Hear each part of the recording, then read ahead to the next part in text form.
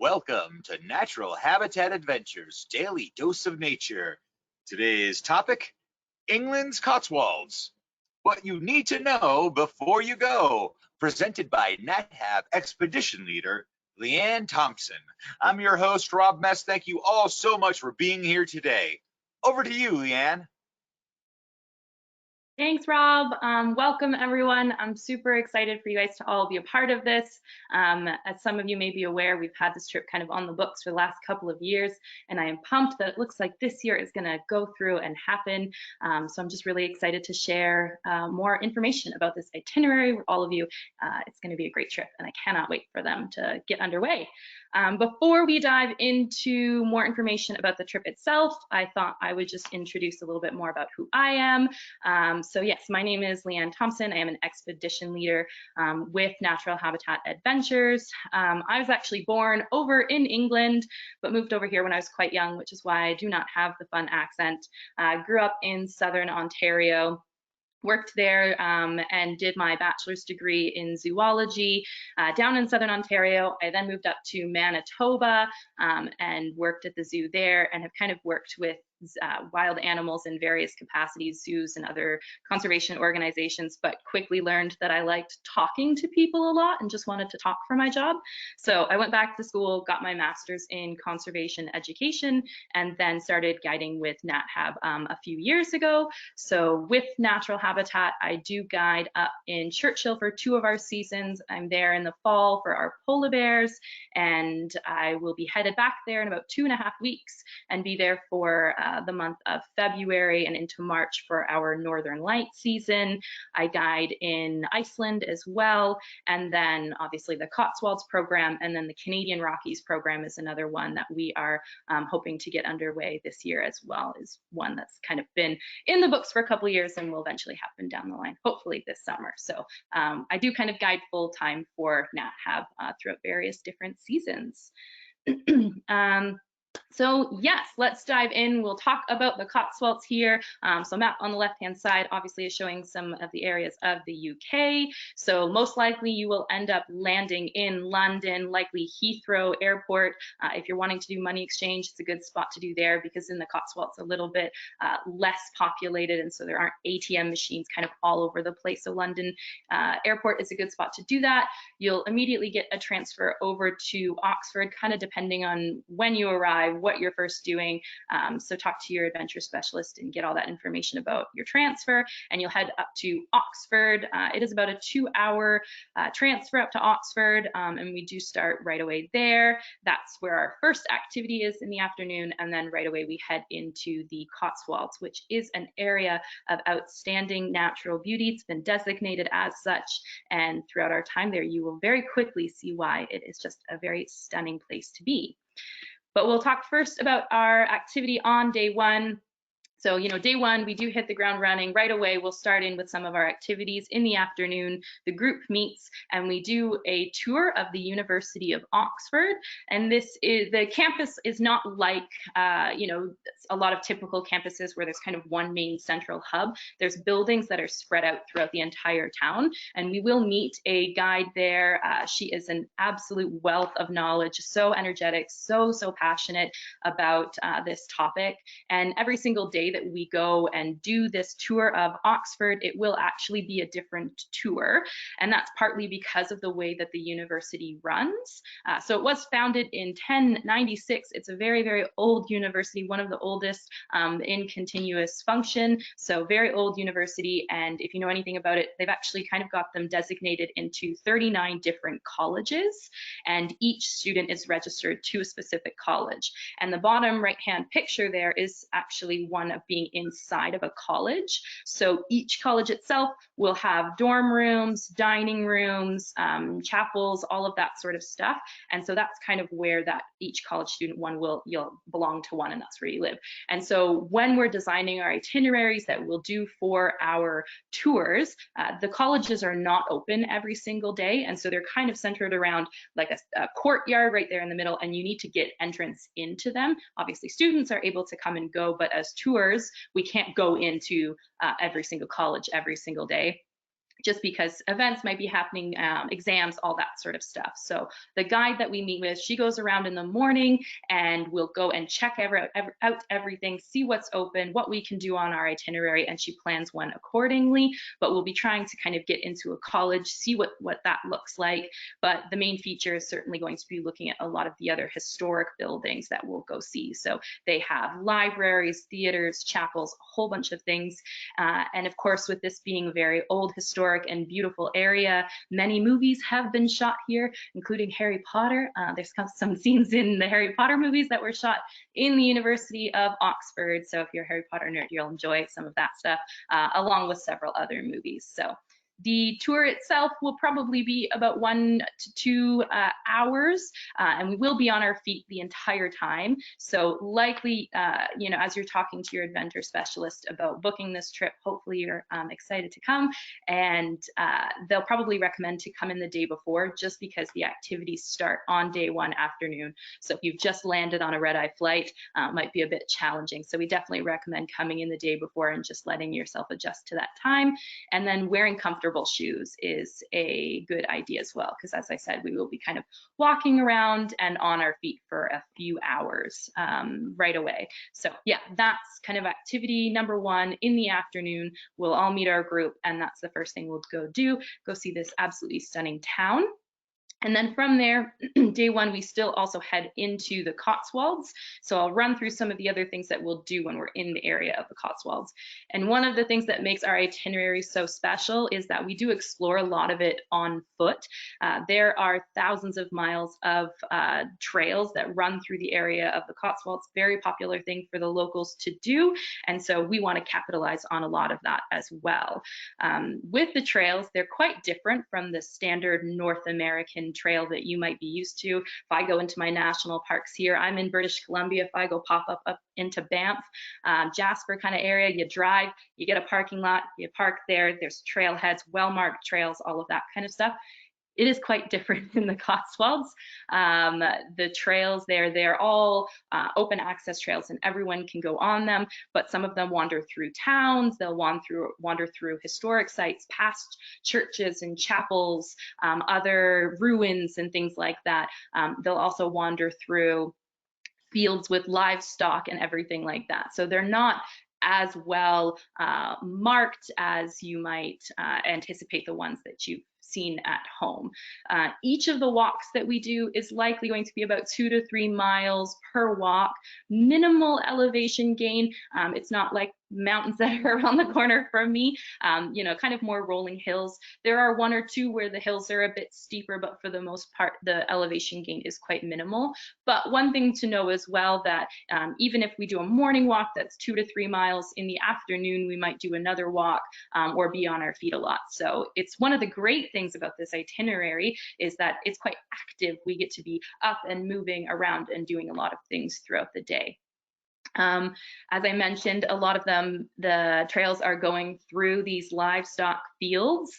So yeah, we'll go past ruins, churches, all of that sort of stuff, but then we'll go and we head into these fields that are actively being used to manage sheep, cattle, all of that sort of stuff. And of course, the evidence of that is around. So I would recommend wearing a good pair of sturdy, waterproof, comfortable hiking shoes, knowing that they'll probably get a little wet and they'll probably get a little bit muddy. Might get some poop on them as well, because there are animals all over the place. And if you've gone on trails that are very popular, especially after it's rained, you know how muddy they can get. Add livestock and animals into that. So sometimes the conditions can be quite wet, which is why having those waterproof shoes will be something that'll be very helpful to keep you nice and comfortable. But how fun is it that we'll just get to walk through these beautiful fields with, you know, sheep and cows and stuff around us. And then these animals also actually help to support, you know, the restoration of some of these things. They act as natural lawnmowers, their poop is fertilizer, and it can support a whole variety of different animals that might come in that we'll see along our trips as well.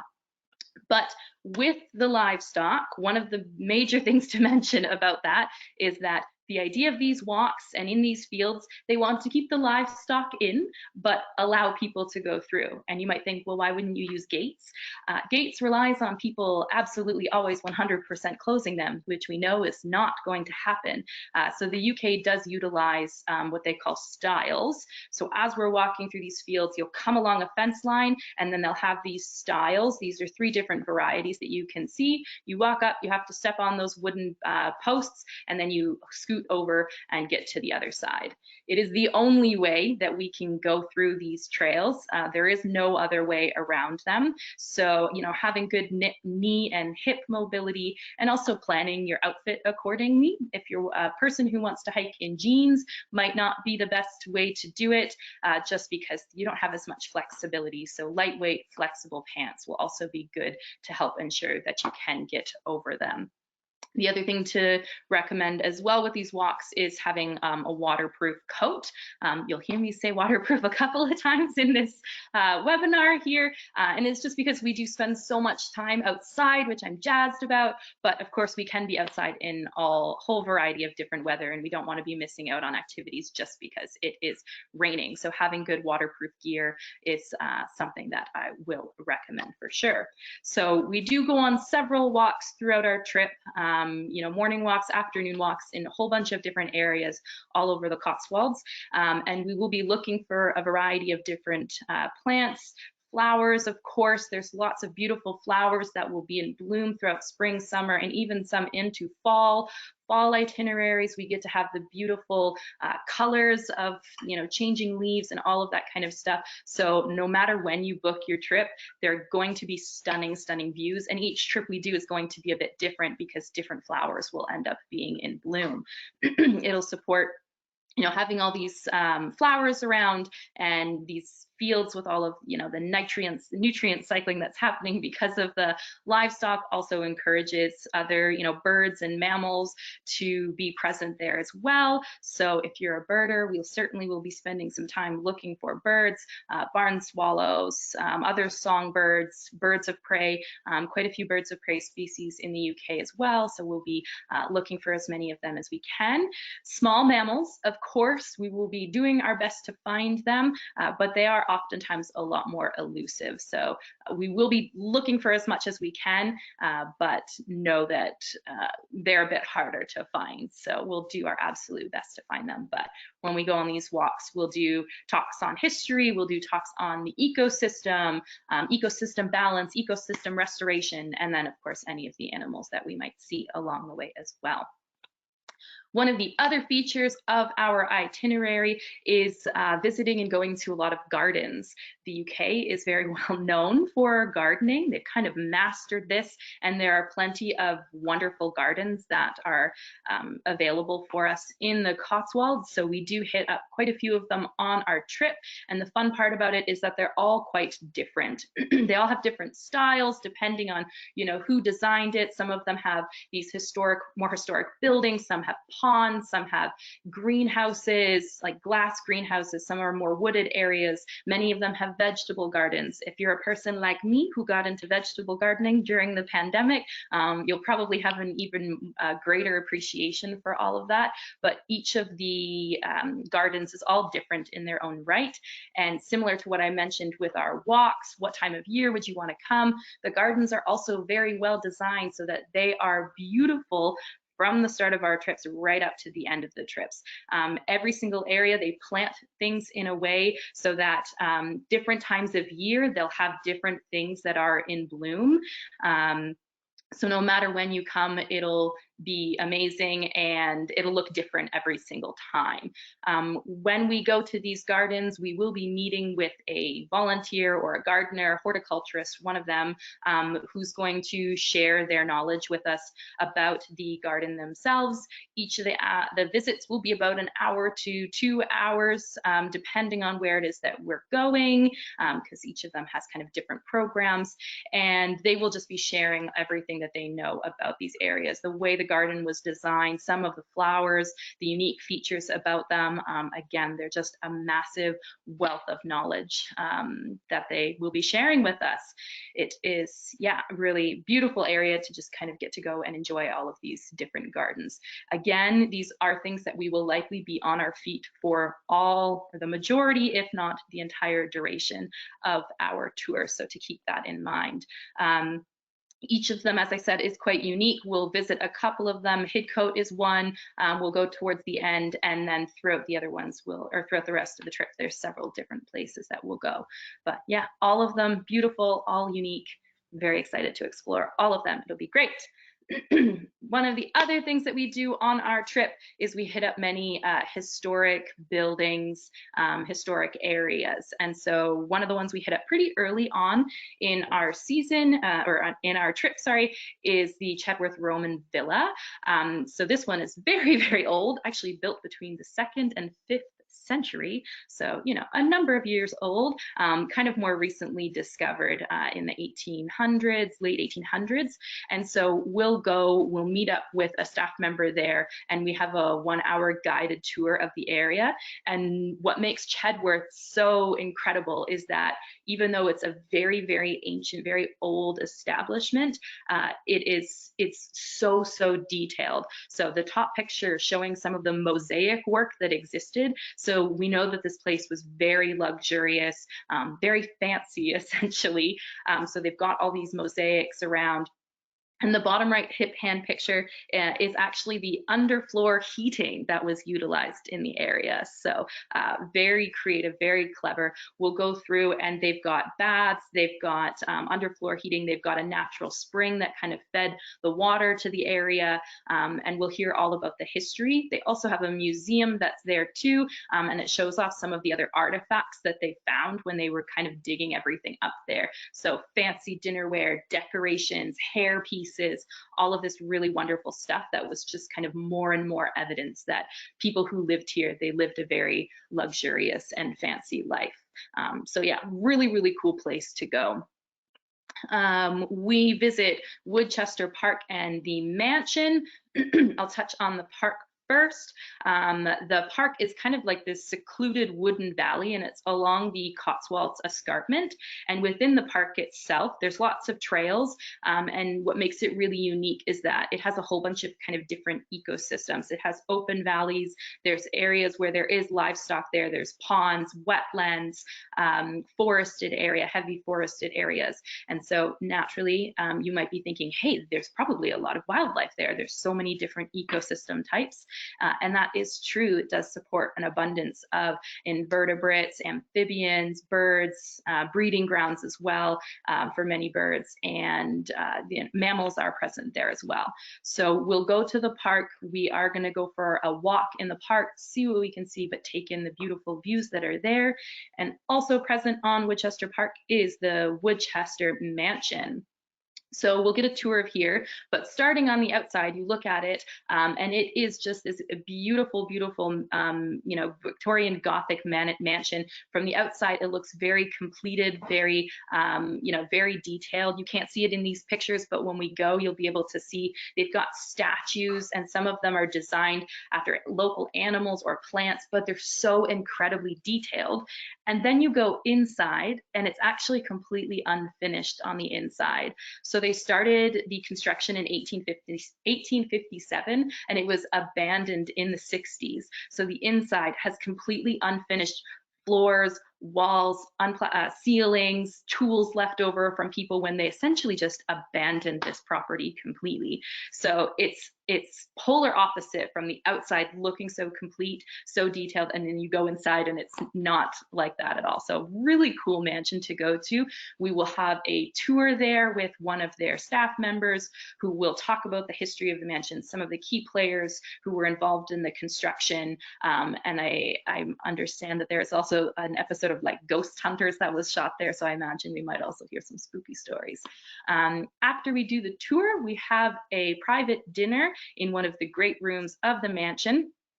So we do spend a good portion of this one day in Woodchester Park, and that's because we do have a main feature in our evening. So after dinner, we actually head upstairs into one of the other areas of the mansion, because the attic is actually a maternity roost for the several bat species, the main one being the greater horseshoe bats.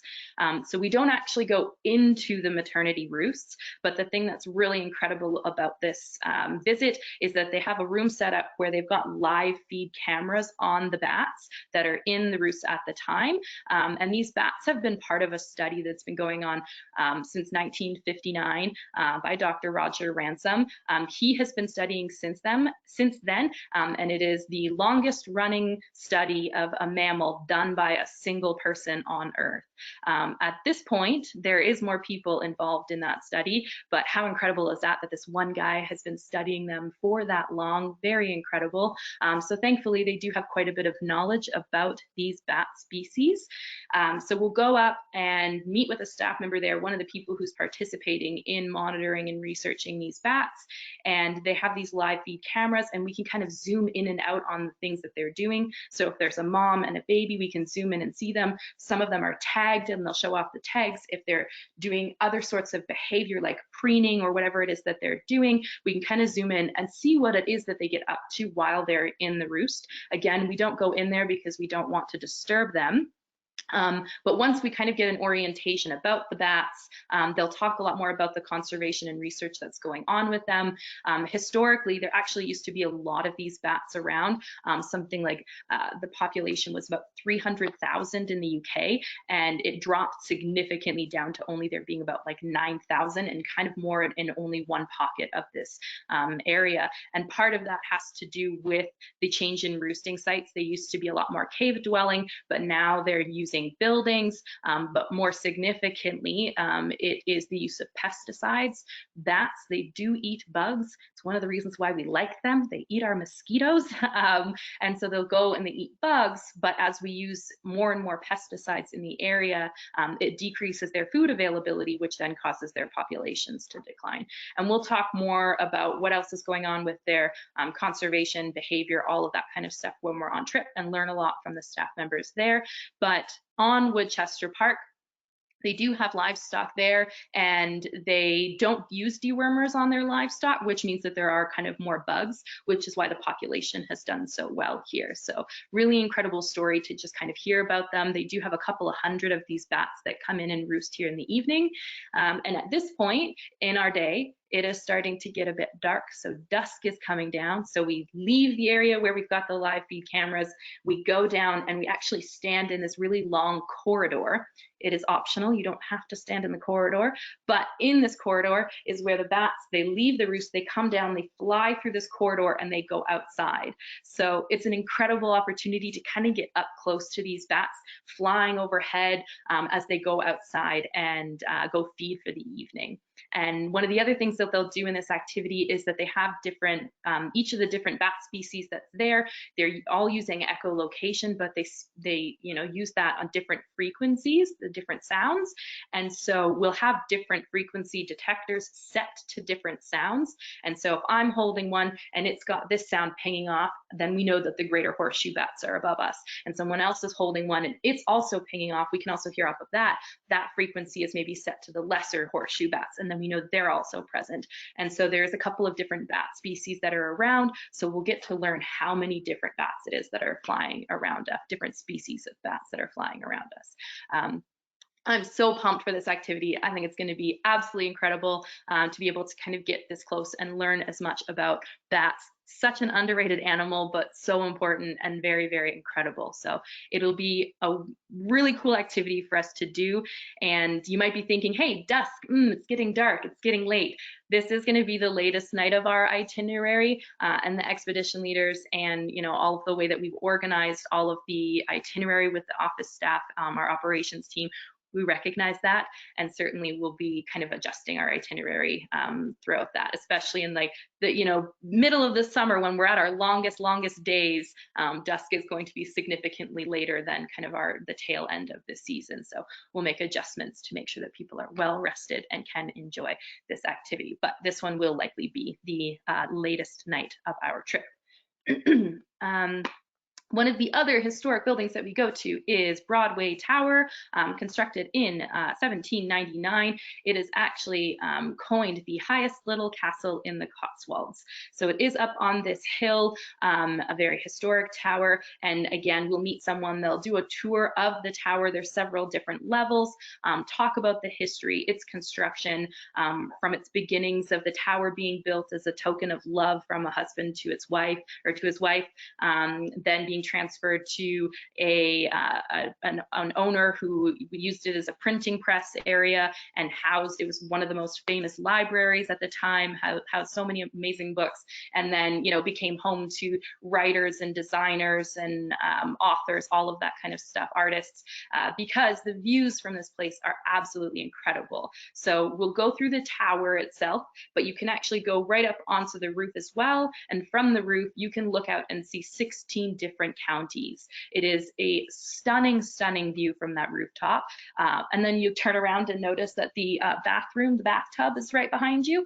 So I get a good kick about imagining, you know, people just being outside in all types of weather and having to have their bath on the roof of this tower. So yeah, really cool building. More recently, it was actually used as part of a bunker system. There's an underground bunker not far from the tower itself.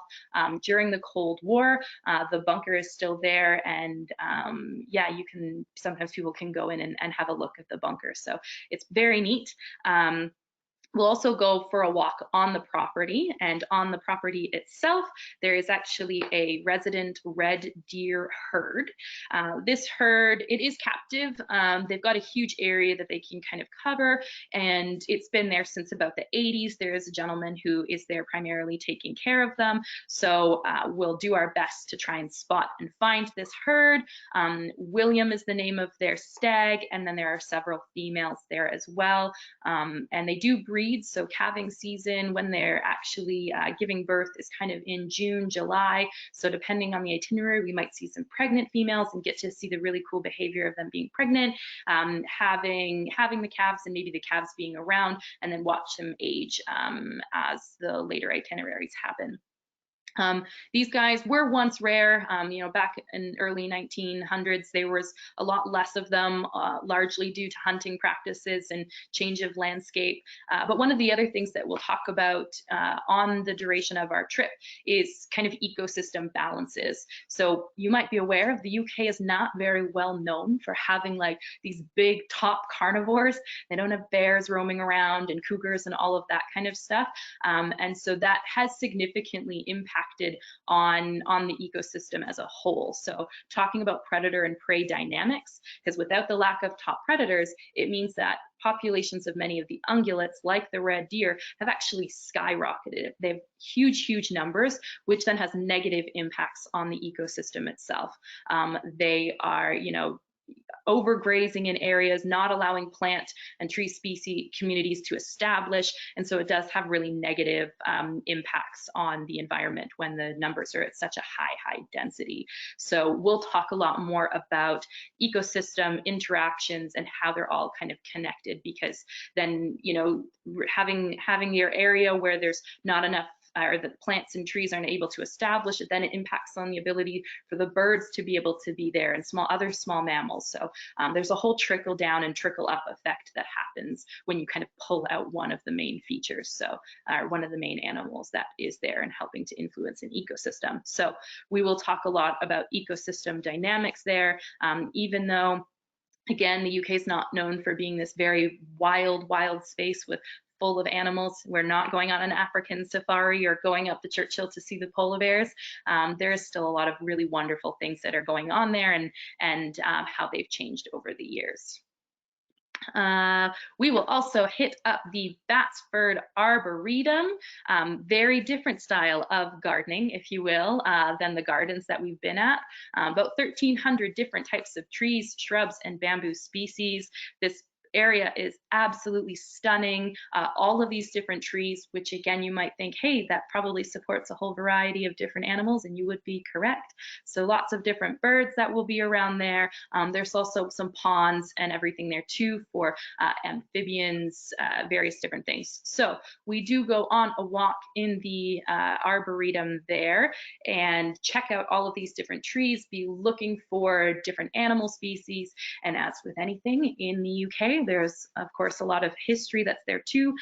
Victorian water features, mansions, Japanese rest house, even cave systems, a whole bunch of stuff that's also there to see. So we'll talk about the history of the area, conservation of some of these species and everything.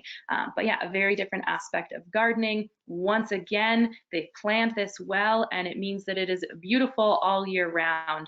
Different types of trees kind of come and bloom, and then you get like the very beautiful fall colors as we go into September. So every single itinerary throughout the entire trip, our whole trip from May through to September is going to have really beautiful views of the Arboretum. Very special place to go and visit. And actually right next to the Arboretum is the Cotswolds Falconry Center. So it's a place that we also will go and visit while we are on the trip. And so this place, they do have exhibits. So we'll have time to kind of go around and we can see different birds that are on display. They have a variety of native as well as non-native birds. And typically it is mainly birds of prey. So they've got, hawks, eagles, falcons, owls, vultures, that sort of thing. So that is primarily where it is that we're going to go and look at. And yeah, it's a really cool place. We can go see all of these exhibits, get to know the birds a little bit more. Sometimes they are participating in breeding programs because the Cotswold Falconry Center is involved in different conservation programs. And so there's sometimes young that are there as well because of their presence in these breeding programs. So we'll have time to kind of go and enjoy the site itself and go and see the birds there, but we also stay for one of the presentations. So they do presentations a couple of times a day, and during those presentations, they bring the birds out. They'll have a couple of them come out. They come out one at a time. And they are actually free flying above us. So each of these different species, they all have things that make them unique. So, you've got a falcon who's really streamlined, built for speed, versus, owls who have specialized feather for silent flight, all of that sort of stuff. And so they'll bring out these birds and have them kind of flying around above us. They'll perch in the tree behind here. And then the trainers and educators, they'll talk a lot more about them as well. What makes them unique, their different types of behavior, hunting strategies, and all that sort of stuff. So it's really, really neat. Because you'll have the bird perched in the forest behind them, and I'm sure that the trainers get a great kick out of it, but they'll then call them down and they'll show off some of maybe their stoop dives of how it is that they catch their food, and the birds come flying right over your head. And birds can be quite lazy in that they want to go as low as they can, so they'll fly right over your head, and if you duck, that means they'll just fly lower. So it's quite funny watching the audience as you've got birds of prey flying over your head. Really incredible experience, and just so much for us to learn there about these different species, what makes them unique, and all that kind of stuff. So these guys have so much knowledge to share with us. And then we also stay and participate in an activity called the Flying Start. And what this is that you guys as guests, we get the chance to put the glove on and have the birds kind of come to us. So again, the trainers are there. They'll bring out a bird. They'll bring out a couple of different birds, kind of depending on who's available and who's ready to go that day. These guys will be judging their behavior every single day and seeing who it is that's keen and wanting to participate in these things. And then we'll get a chance to have them come fly, land on your glove, and then fly off to different stations and stuff. So really cool chance to get up close to some of these really incredible birds. I love birds of prey. I think they're so neat. So I'm super pumped about this part of our itinerary. It's going to be so fun.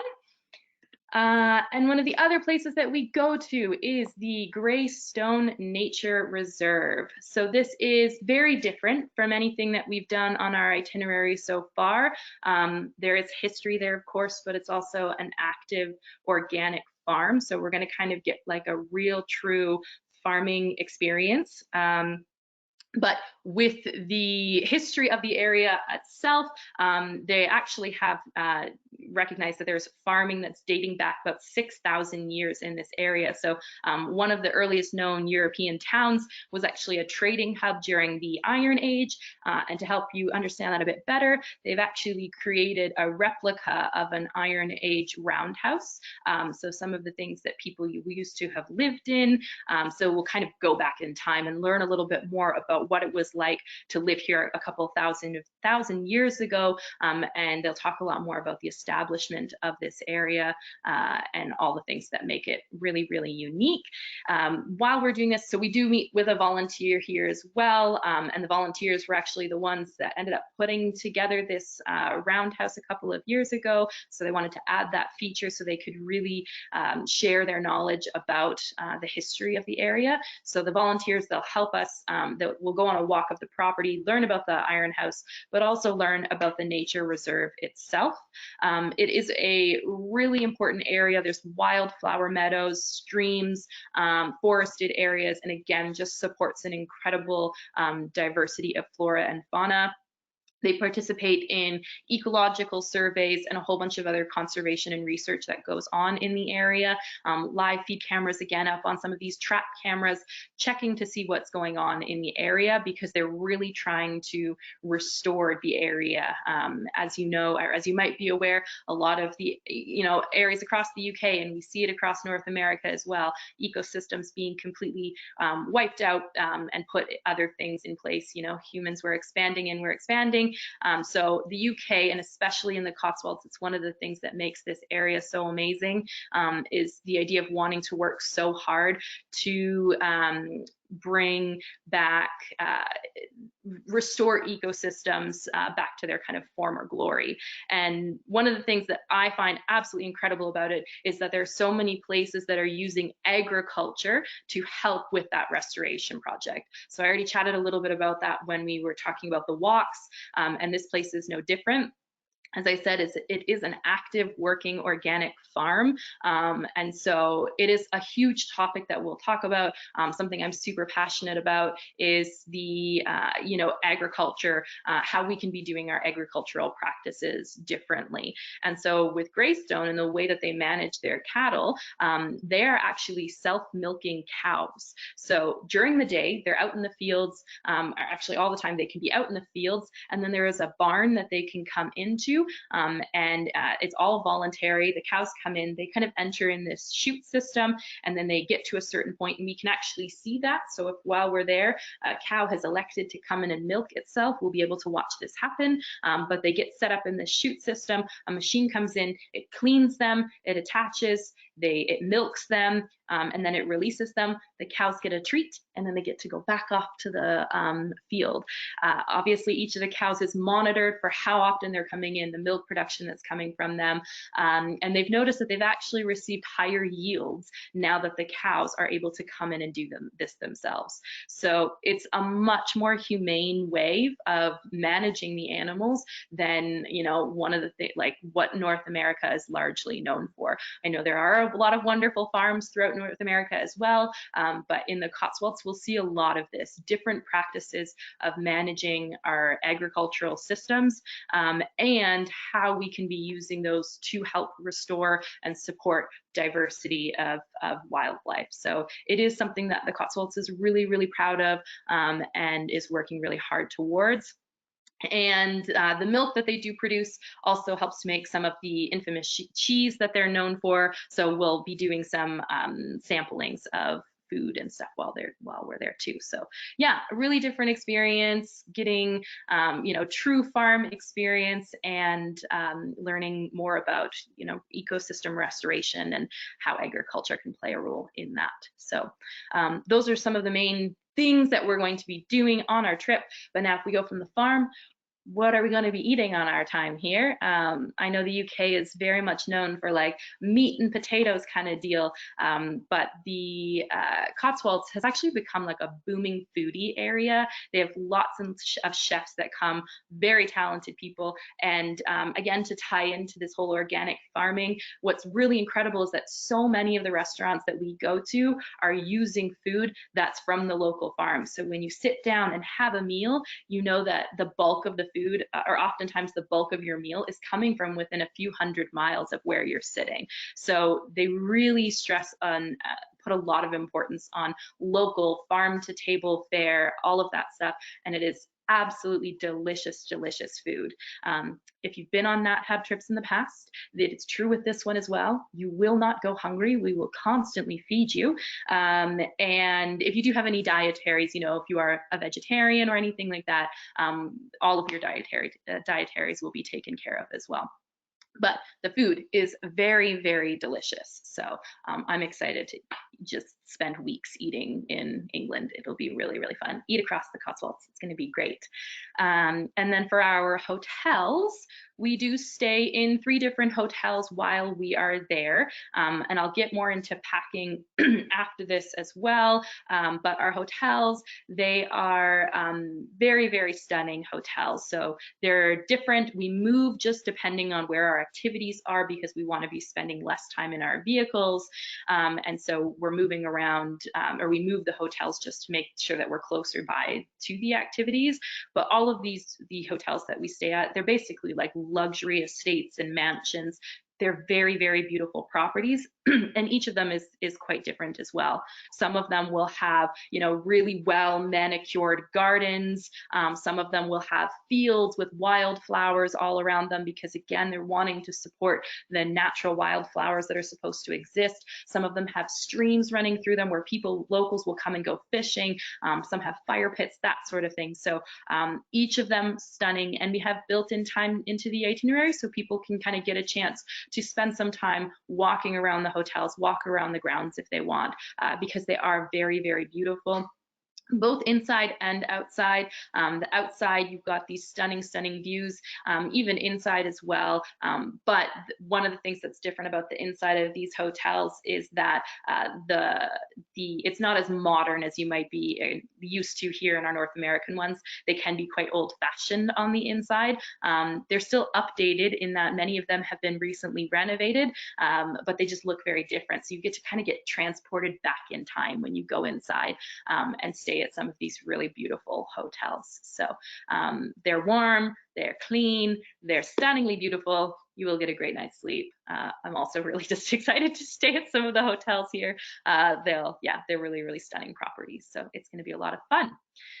How are we getting around in the Cotswolds? As I said, a lot of our time is spent on foot, but when we're not on foot and we are transporting, we're using kind of like these sprinter vans. Again, you may have seen them in some of our other trips if you've been with trips with Nat Hab before, and we will make sure that there is more room than there are more seats than there are guests. The trips do have 12 guests plus 1 expedition leader, and then we have an operations staff who works with each of the trips as well. And so there'll be plenty of room in the vehicles. When we go in the vehicles, we actually aren't in them for very long. Most of the time that we need to go from one spot to another, I'd say the trip is less than an hour. There's a couple times where it's a bit longer, but we're not spending, 4 hours a day in the vehicle, and instead we're doing a lot of time on foot, walking around, going on our trails, seeing these historic buildings, having tours of gardens, all of that sort of stuff. So we will be in the vehicles, and that's how we'll transport, but we don't spend the bulk of our time there. All right, we're trekking through almost towards the end here. Packing is probably something that you've got questions about. So with the knowledge that we are going to be moving from different hotels, I certainly would recommend packing light, because you don't want to have to be packing and repacking a giant suitcase multiple times throughout the itinerary. So lighter packing will be beneficial for you. I've mentioned the idea of needing waterproof, sturdy hiking shoes, waterproof coat, lightweight pants. Trekking poles is also something that might be a good idea, especially if you're used to them at home. Please do bring your trekking poles. As I said, not tons of elevation gain, but they can be good for help and support, especially since we're on our feet so much. But yeah, light layers as well. And if you're coming from really warm climates, you can see some of the temperatures. England doesn't get super hot or anything, so having layers will be good. Having a day pack that you can bring out when we go out on the walks will be also beneficial. You know, we go out for the day and you can kind of have some of the things that you need, and especially having layers on will be good because it can be cooler in the morning, and then we might be doing a walk in the afternoon when it's a bit warmer, so you'll need to shed some layers on and off. So having a couple layer options will be good. And then a nicer outfit too, if that's something you're interested in, having comfortable shoes, because we will spend time in some nicer restaurants and pubs, some very historic restaurants and pubs, even just wandering around the hotel as well. If you don't want to be living in your hiking shoes the whole time, bringing another pair of kind of comfortable, nicer shoes, a nicer outfit for you to wear in some of those spots would also be recommended.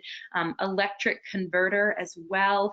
They do not have the same plugs that we have here in North America, so getting an electric converter is something I'd recommend too, especially if you do have any electrical needs, if you're wanting to charge your camera batteries or use an electric shaver, anything like that.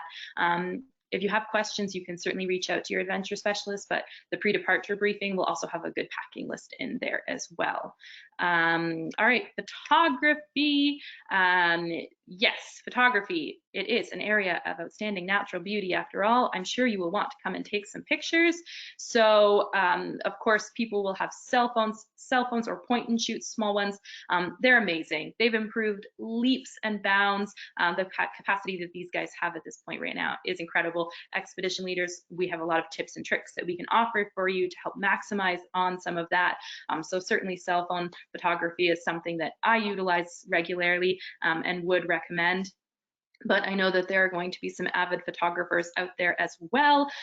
So if you bring your DSLR camera, I will be bringing 2 lenses with me. I have a 100 to 400 telephoto zoom lens, and so that'll be good for things like when we go out looking for birds, or if we spot some small mammals, the deer, any of that sort of stuff. So I often call that one like my wildlife lens. So I'll bring that with me, and then having a wide angle lens as well. Landscapes are absolutely stunning across the Cotswolds, and so you'll want to have that wide angle lens. 70 millimeters or less, kind of the smaller, is a little bit better because then you have a wider angle for your shots, but it is something that I would recommend having that wide angle lens. For tripods, monopods, that sort of thing, it's not something that I typically would really recommend for this itinerary. We're not going to be doing like nighttime photography or shooting of waterfalls, which is when you kind of really want the tripod. And instead, I find that that's just going to end up kind of adding some more bulk and weight to your day pack. If you've got a lightweight one that you're really familiar with and quick to use, then you could certainly bring that. But for the most part, I don't really think that that is overly necessary. And then binoculars is another good thing to bring as well, especially if you are a birder. Binoculars, I would recommend having them. All right, so that is kind of a wrap up of this, but I also did want to mention that myself and Heather Christie, who's another one of the expedition leaders, between now and our first trip, we're going to be doing several different webinars on different aspects of the Cotswolds. So, you know, things about the agriculture system, restoration projects, urban nature, essentially about how you can have an abundance of wilderness despite the fact that the UK is not known for being an overly wild place. Loads to see, so keep an eye on your emails, sign up for some more webinars. We're going to be talking a lot more about the Cotswolds between now and the first trips this spring. So yeah, please sign up for them and come and join. And if you do have any other questions, then certainly feel free to reach out to your adventure specialist. But yeah, thanks guys. Thank you, Leanne. Now, before we start the question and answer session, I would like to remind everyone that you can submit your questions via the question field in your control panel. Okay, with that, we do have a couple. So now you said that there aren't many predators anymore. Now, were there predators around in the past? And if so, what happened to all of them?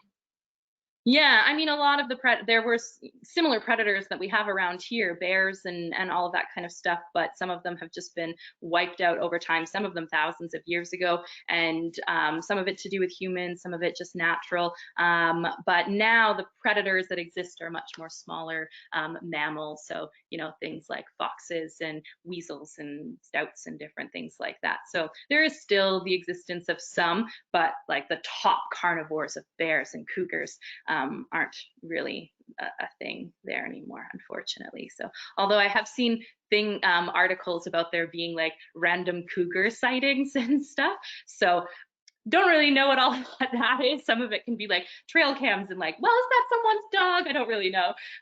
So perhaps some large carnivores maybe one day will be able to be brought back to the area, but the large ones, yeah, there several of them have been gone for hundreds if not thousands of years. So yeah. Great. Now, we know that in the US here, bats are carriers of rabies. Is the same true in England? And is there any risk to being under them as they're flying out? Yeah, no, there's not really risk. It is a program that they do run. And so the bats aren't really going to be actively trying to come and like land on you. Actually in my zookeeping days, I did work with like bat colonies, and I would go in and have bats fly all around, and they don't want to come and land on you. Once, it wasn't me, one of my coworkers had one land on the brim of her hat. But they aren't really going to want to stop and land on you. So no, there isn't really a danger of them coming and stopping and biting you or anything like that. But there are different options for people if they're not wanting to be around that close to the bats and having them kind of fly overhead. You can choose to stand in the corridor, even going and standing outside, because they come in and then they kind of fly up in the air right away. So if you're more comfortable with that than going and standing outside, because I know that that might be something that makes people a little bit nervous, having bats. Again, when I was a zookeeper, people were like, I can't do the bat, I cannot do the bats, because they were just too nervous about it. So there are different options for you to go and hang out in different areas and still enjoy the experience without being right in the center of all of it. But it is a safe program, one that they've been doing for a little while, and it'll be really, really fun. Great, thank you for that. And what about ticks? Will we encounter ticks as we're walking through the grasslands? And should we wear shorts or pants? Typically, whenever I am hiking, I do tend to wear pants, just because any of the bugs that might be around. I don't know much about the tick presence there and how bad it is, but pants is something that I do typically recommend wearing, even when it's quite warm, hot days here. I am often wearing pants, and so having those really lightweight, flexible pants makes it so that you don't get too overheated while you're walking, but you still can have protection from any of the bugs there. So yeah, typically I would recommend kind of lighter weight pants while we're out on walks. So is there a rainy season, or when might that be? No, there isn't really specifically like a rainy season. I would say the entire year is if here, I'll quickly flip back over to that. You look on this one, the average precipitation in each of the months, it's not too different. And it is one of the things that the UK is known for. Like my cousins, my aunts, my uncles, my relatives will regularly complain about the abundance of rain that exists there. So it is rainy, and I don't find it to be often downpour rain. Guiding in Iceland, sometimes we're out there and it is literally chucking it down with rain. And it's not to say that that can't happen in England, but it tends to be just a little bit more of lighter rain and misty rain. And so I wouldn't say that there is a rainy season that we're going to be there and be a part of, but at any of the itineraries, we might be running into rain. Even in the wintertime, there's lots of rain. I've been there in the wintertime trying to fly home, and they've got this much snow on the ground, and it shuts the airports down because they're just much more accustomed to having rain than they are snow. So yeah, there's not a specific rainy season that will be there for you. So we should just be prepared for it. Got it. Be prepared. Yes, every single trip that you come on to England, if you're coming in May, if you're coming in July, you're coming in September, having waterproofs is a pretty good thing that will be key to your success there. Waterproof shoes, waterproof pants, waterproof, or I guess not waterproof pants, lightweight pants, quick dry pants, waterproof coat. Key to your success. In Iceland, we do actually have full waterproof pants, and that's not something that I find being overly necessary in England. Instead, it's just kind of more the quick dry, lightweight pants. So if walking excessively or standing too much is a challenge for me, are there other options for this trip? Do we walk a lot? We do walk a lot, and we are on our feet a lot. And I mean, all of the activities are optional. So if you want to skip the, morning activity or something like that, if you don't want to go on the morning walk, that's totally fine. Or even just hanging out in the bus, or, sometimes people, like, for example, when we go to Woodchester Park, some people might opt to just hang around. There's picnic tables outside the mansion, and so people can opt to stay there instead of coming on the walk of the park. But it is a lot of walking and being on our feet. And if you choose to participate in the activity, there isn't always an alternative. So some of the gardens that we'll go on a tour for, there isn't really like in the tour where we'll have a place to sit down, because we're kind of moving throughout the garden. So yeah, it is something that to be prepared for, the idea of being on our feet and kind of walking a lot, I would say. But yeah, everything is optional. And in some of the activities, or in some of the things that we're going to do, you can opt to kind of sit down and enjoy it just from one spot. Even like, again, at Woodchester Park, if you sit on the benches outside there, the cattle fields are right here, and you can watch the birds and see some of the flowers. And so there are some options, but not everything will have an option to stay back or to sit down on. And how long does the trip run? Our trip it's 8 days. So day 1 is Oxford, and then from day 2, 3, 4, 5, 6, 7 is kind of in Cotswolds doing lots of activities. And then day 8 is the day that we typically have people transfer. We'll be organizing transfers from Cotswolds back to London, and then that's kind of fly out day. So about a week. Great, thanks for that. And this whole business of self-milking cows is amazing. But what sort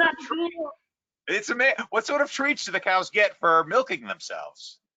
I don't actually know what types of treats that they have. I mean, it could be pellets, it could maybe be fruits, veggies, it could just be, grassy snacks or something like that. It's obviously something that's quite high value for them. So when I was there, I did get a chance to see the cow being milked, but because we were kind of moving around and we didn't have time to sit around and watch it completely, I didn't actually see the delivery of the treat, but it's obviously a high value treat, and something that they're quite content with doing. So it's really, really, really cool to go in and see that and just like watch these cows, and they just kind of saunter up, get cleaned, hang out, and then they get their treat and off they go. And yeah, it's an incredible spot, and a really cool thing to see, and just so different from a lot of the agricultural stuff that we know and what we're used to here. So yeah, it's really cool. But I don't actually know the exact treat that they give. It's a good question. Guess there's one way to find out, huh? Yeah, when we go there, we'll ask them. We'll find out what types of treats that they get. So, but yeah, I don't know, fruits, veggies, maybe grass. They'll have to be careful of how much of those sugary treats they get, but they'll give them something good, obviously. All right. Well, unfortunately, that's the last question that we have time for today. So I'd like to throw it back to you for any closing comments you may have for us. Cool. Well, thank you everyone for coming. I hope you learned some more about the itinerary, get more and more pumped about it. I cannot wait. I have been waiting for 2 years, maybe like some of you, to get out there and start running these trips. It is a brand new trip that we're starting with NatHab. I cannot wait to run them, and I hope to see several of you there. So get in touch with NatHab if you've got more questions or want a book. But yeah, it's going to be a really, really awesome itinerary. I can't wait for it to happen. So thanks so much for joining, guys. Leanne, thank you so much for taking the time to present for us today. And I'd also like to thank everyone who tuned in. Now, if you're interested in information on how you can travel with us to Cotswold, or give us a call at the number on your screen, or send us an email at info@nathab.com. Our adventure specialists are happy to help you out. Join us next week for our next Daily Dose of Nature. You can check out next week's lineup, including registration links, on our website at nathab.com/webinars. We did record today's presentation, and we will have the replay available on our website soon. With that, I will conclude today's webinar. Goodbye, everybody. We'll see you next week.